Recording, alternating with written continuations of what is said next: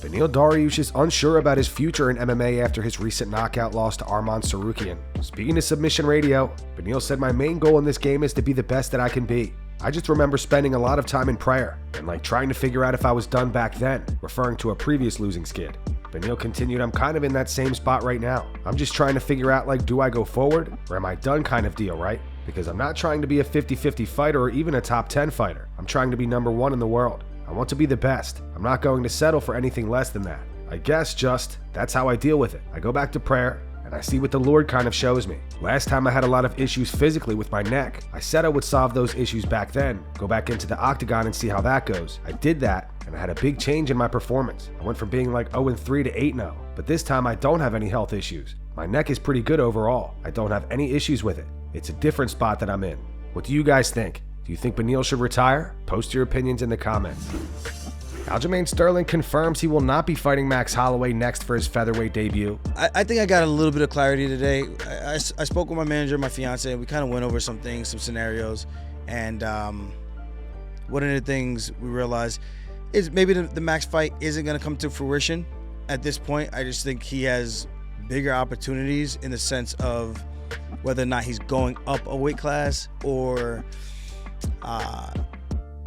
the opportunity, if he were to wait to see what happens between Topuria and Volk, it could completely open up a brand new door for him to go back to sitting on the throne. So I guess you kind of got to play chess at this point in both of our careers, and I would just imagine this fight doesn't make a ton of sense to him right now, but whoever I do fight next in the 145-pound division, it might be Calvin Kattar. Yeah, honestly, it might be Calvin Kattar. So if you guys want to get a message out for me, respectfully, I don't know, Calvin, we could do this. See when your knee is ready to go.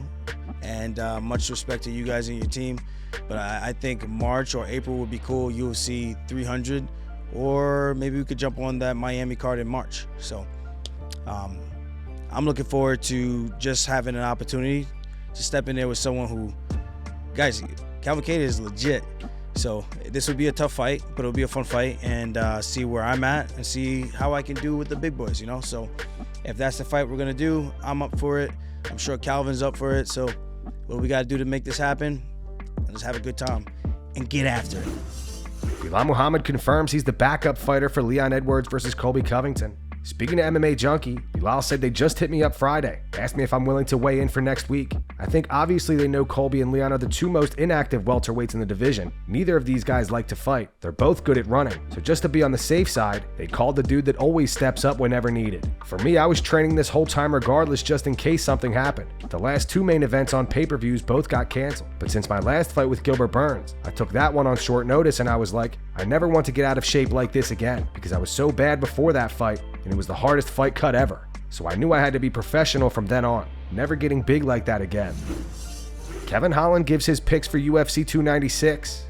All right, guys, so who we starting off with? Ian Gary, Vincent Luque? I'm going to go with Luque, just because I simply don't with Gary at all. Gary's undefeated. Props to him for that, but he's been on a tear lately doing some dumb shit. Patty Plymouth versus Tony Ferguson. Let's just keep going with who I like. I like both of these guys. So like Tony Ferguson would say, double knockout. Wow.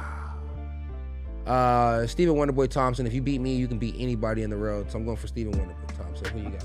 Dude, I think Steven's going to pull off the upset. I think he wins. All right. I'm going to go with Brandon Royal. Really? Sure. The upset? Yeah. I'm going with Brandon Royal. I like Royal. Man, I'm just going, at this point, I'm going who I like. I don't even know Pantoja like that. So I think he wins. I thought he put on a show. I think Pantoja retains the title. Leon Edwards, Colby Covington. The fight that everybody wants to see. I'm going to go with Leon Edwards. I think Leon Edwards says that Colby says that Leon has got the right fight. I think that Colby has got the right fights, and I think Leon has had a way tougher path. I think Leon is a better fighter overall. I think Leon gets the job done. I can't stand Colby Covington, but I think he wins. Really? And I can't stand him. You want to put something on the line? What? You want to put something on the bet? Georges St. Pierre shuts down rumors of him potentially returning to the UFC in 2024. Recently, there were rumors of a rematch between him and Nick Diaz. Here's what George had to say. Last one for me. Now, you know this sport is an interesting one, the world of MMA, and sometimes these rumors can start. You know, recently Dana White said that there's a super fight in 2024 coming up. Can you tell us if you would be a part of that super fight? Absolutely not. You promise? I promise you. I swear on dinosaurs. No. I always told myself that I would not fight in a cage after the age of 40. You know, I don't say I will never compete in any combat sport event, but I fight in a cage professionally in a serious thing for my legacy. I will not do it. There is something that I care more about my legacy is my health. And I think it's sad because a lot of athletes in combat sport, actually most of them retire too late. And I think it's a shame a little bit because they tarnish not only their legacy, they tarnish their health. I think it's important for an athlete to prepare their retirement early before they retire. So when they retire, they know where to go, to do something out of their life. So Sean Strickland recently called Colby Covington a Karen. In a now deleted Instagram post, Sean said, "Bro, we all see what Verdum did to you. Verdum walked up to you, punched you, you ran away, and you pulled out your phone and recorded him.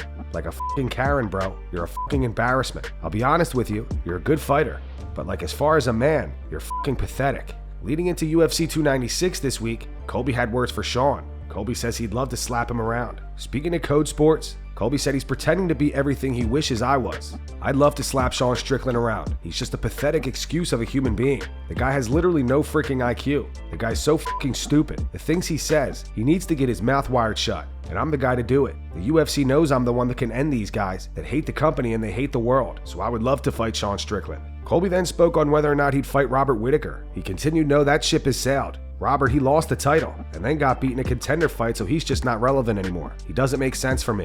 I'm the top of the division. I'm about to be welterweight champion of the world, so I only want the biggest and best fights the UFC has to offer. And I know they wouldn't even waste my time and waste their time to try to put that fight together. This is a business and they want to make money, so it's all about making the biggest and best fights for the fans and for the UFC. Whatever the UFC says, they know I'm a yes man. I'm a company man. Whatever they say, Colby Covington will agree on." And that's going to wrap it up for the news. Thanks for watching. For daily MMA news and content, subscribe to Full Mount MMA and click the bell icon to be notified when we post videos. Here are the 3 top comments from last video. The first one's from Lance. It says, "Even Roundtree didn't sound convinced that he should get the Pereira matchup." The second one's from Peter Griffin. It says, "Smith needs a friend like Rogan to have the talk with him. It's time." And the final one's from The Eagle Has Landed. It says, "The more Chandler sees Conor around other fighters, the more he gets jealous." Those were the 3 top comments from last video. If you want to be featured in the next one, all you have to do is comment down below. And if you missed yesterday's news, click the video on screen right now to get caught up.